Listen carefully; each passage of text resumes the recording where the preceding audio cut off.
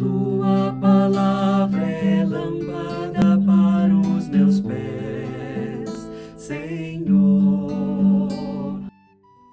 Bem-vinda, bem-vindo ao nosso encontro com a palavra lâmpada para os meus pés. E que alegria o início de um novo ano litúrgico. Neste primeiro domingo do Advento, em que nós iniciamos um novo ciclo e iniciamos também a leitura sequenciada do Evangelho de Mateus, o ciclo A. Evangelho de Mateus, curiosamente, nós abrimos o Evangelho lá no final, mais ou menos nas cenas dos acontecimentos últimos da conclusão que estávamos no Evangelho de Lucas. Hoje, primeiro domingo, capítulo 24 de Mateus, versículos 37 a 44. Naquele tempo, Jesus disse aos seus discípulos: A vinda do Filho do Homem será como no tempo de Noé, pois, nos dias antes do dilúvio, todos comiam e bebiam, casavam-se e davam-se em casamento, até o dia em que Noé entrou na arca, e eles nada perceberam. Até que veio o dilúvio e arrastou a todos.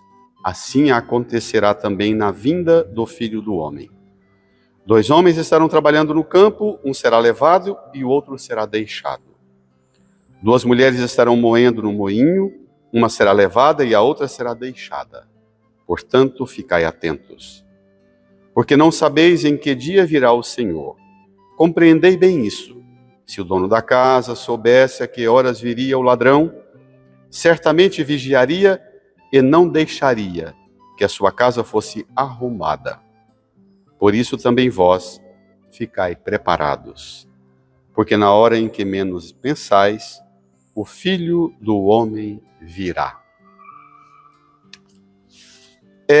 Irmãs e irmãos, que força tem a palavra.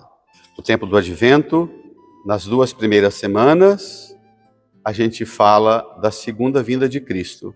E depois, nas 2 semanas mais próximas, os 2 domingos mais próximos do Natal, os evangelhos falam-nos da primeira vinda de Cristo. Atentos aos elementos que ajudam-nos a celebrar esse novo ano litúrgico e esse mistério de preparação para a vinda do Senhor. Fim dos dias de Jesus, capítulo 24 de Mateus. Jesus diz aos discípulos, ele está em Jerusalém, está naquele clima depois da entrada triunfal em Jerusalém, da purificação do templo, e ele diz, a vinda do Filho do Homem será como no tempo de Noé.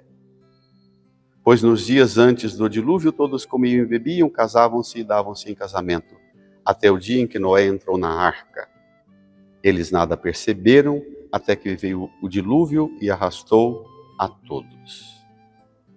Viver diluído na rotina, sem olhar para os sinais do alto. Arrastados hoje, como no tempo de Noé. Quantos de nós somos arrastados pela rotina, pelo ritmo comum da vida? Comiam, bebiam, casavam-se, davam-se em casamento. Quantos de nós preparamos o Natal e a única coisa que nós falamos é sobre comida e bebida e presente. Festa de reunião da família. Na segunda leitura deste domingo da Carta aos Romanos, Paulo diz, agora a salvação está mais perto de nós. Nada de glutonerias e bebedeiras. Despojemos-nos das ações das trevas e vistamos as armas da luz. Nós, o clero da Arquidiocese de Goiânia, participamos de um retiro maravilhoso com Dom Edson, um bispo da Baixada Fluminense. Dom Edson, pregando esse evangelho, ele diz que Noé, já idoso, via a decadência que estava a humanidade e a sociedade do tempo dele.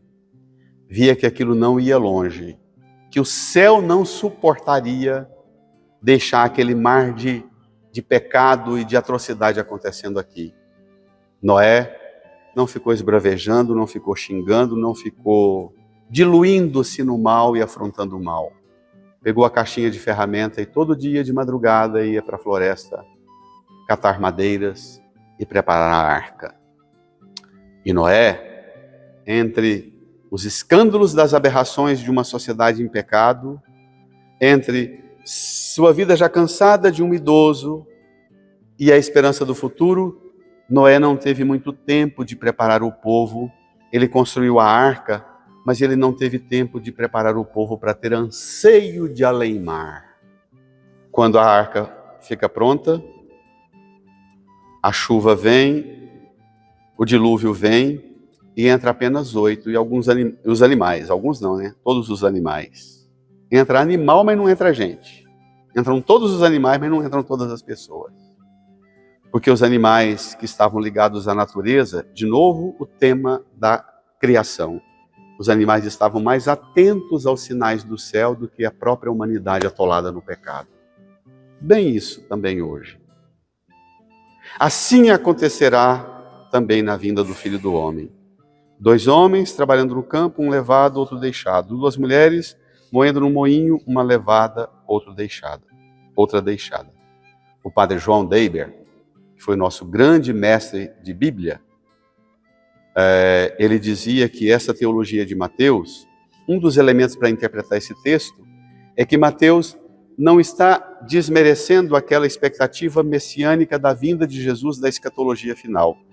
Mas Mateus está dando uma catequese mais básica, ensinando para nós que não precisamos ficar atentos somente àquela última vinda do Senhor.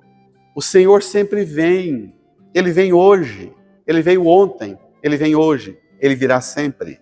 Sempre. 2 homens trabalhando no campo, um levado, outro deixado. 2 mulheres moendo no moinho, uma levada, outra deixada. É possível cuidar das coisas aqui sem torrar tudo aqui, prontos para ser levados. Essa é a mística. Como os 2 ladrões crucificados com Jesus domingo passado, lembra? Um foi levado, o outro foi deixado. É essa a perspectiva. Por quê? Porque é possível morrer pregado na cruz aberto à transcendência. É possível ser ladrão, condenado, crucificado e morrer aberto à transcendência. Lembra-te de mim quando entrares no teu reinado. Lembra-te de mim, Senhor. Tu reinarás. Diz Jesus no versículo 42 de hoje, portanto, ficai atentos, porque não sabeis em que dia virá o Senhor. Ele virá. Esse é o centro. Meu fim não é aqui. Meus prazeres, meus desejos e minhas necessidades, minhas vontades, meus saberes, não diluem tudo aqui. Diz Bento, quando fazemos o sinal da cruz, a gente diz: Pai, Senhor Criador de todas as coisas, Senhor que concebeu a criação inteira, reina sobre o meu saber, sobre a minha inteligência. Descendo a mão, Filho, Jesus, reina sobre as minhas vontades, desejos e necessidades. Vontade, desejo e necessidade. Espírito Santo reina sobre os meus afetos, sentimentos, emoções. Viver aqui não diluído nas preocupações, no casamento, no cuidado com o campo, com a chacrinha, com a rocinha, com a fazenda, com os animais de estimação, 2 mulheres moendo, uma elevada, outra deixada. Não viver diluído aqui só na tarefa, não deu tempo para ir à missa, eu queria ir, mas chegou gente, tinha que arrumar a casa, tinha que preparar o almoço. Sai dessa. Rompa com esse determinismo fatalista de ficar entregue à rotina ordinária que te esgota aqui. Seja levada por Jesus e não levado e não deixado por você mesmo, deixada por você mesma. Essa é a expectativa messiânica deste evangelho. Compreendei bem isso. Se o dono da casa soubesse a hora em que viria o ladrão, certamente vigiaria. A palavra forte deste domingo é vigiai. Ficai preparados. Isso não é uma ameaça, isso não é uma coisa para meter medo, isso é ativar em nós uma atenção zelosa. Ficai preparados. Quantos de nós pregadores amamos? Tem pregadores que chegam a salivar a boca para falar de como é que Jesus vai vir triunfante, na glória, e como é que ele vai mandar a gente para o inferno. Tem pregador que prega escutando até o barulho do povo caindo lá no fosso eterno. E falam assim com prazer, ameaçando as pessoas. Esse evangelho não é para ameaçar. É um convite generoso para ativar uma atenção. Eu já disse, repito, vós sabeis em que tempos estamos, pois já é hora de despertar, diz Paulo. O salmo, que é muito bonito, chama a gente que alegria quando ouvi que me disseram, vamos para a casa do Senhor. Trabalhar, de vez em quando, olhar para o céu. Meu pai fazia isso, levantava o chapéu, olhava para o céu, e dizia, nós estamos aqui trabalhando no campo, no moinho, na casa, na família, no hospital, na rua, na construção, no mercado, na lavoura, mas nós estamos caminhando para a casa do Senhor. Essa é a teologia deste domingo. Não é uma ameaça, é uma alegria caminhar para a casa do Senhor. Que os pregadores da tristeza e do medo sejam vencidos pela alegria do anúncio da salvação. A paz esteja em ti, pelo amor que tenho à casa do Senhor, eu te desejo todo o bem, termina o salmo. Ficai preparados, uma vida aqui, as atividades daqui, que te dispõem para o lar. A assunção de Maria e a nossa assunção, assuntos ao céu. Atentos para ser levados e não para ser deixados.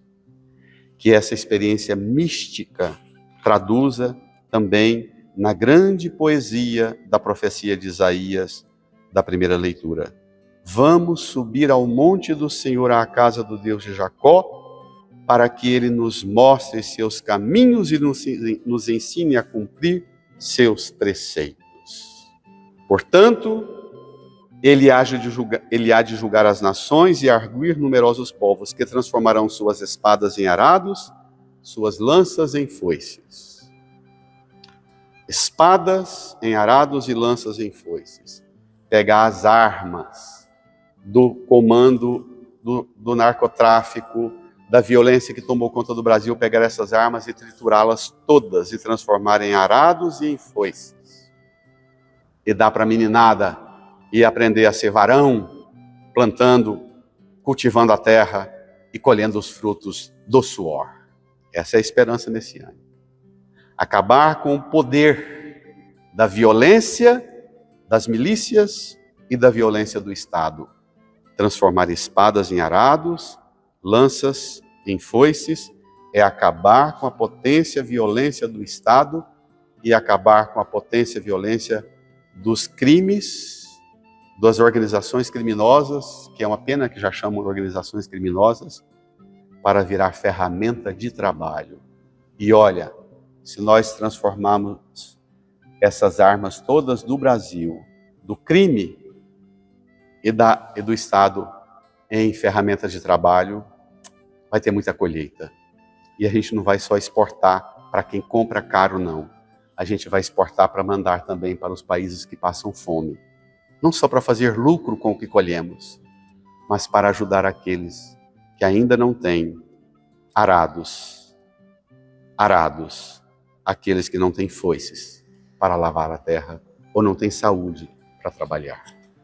Bom advento, boa espera do Senhor.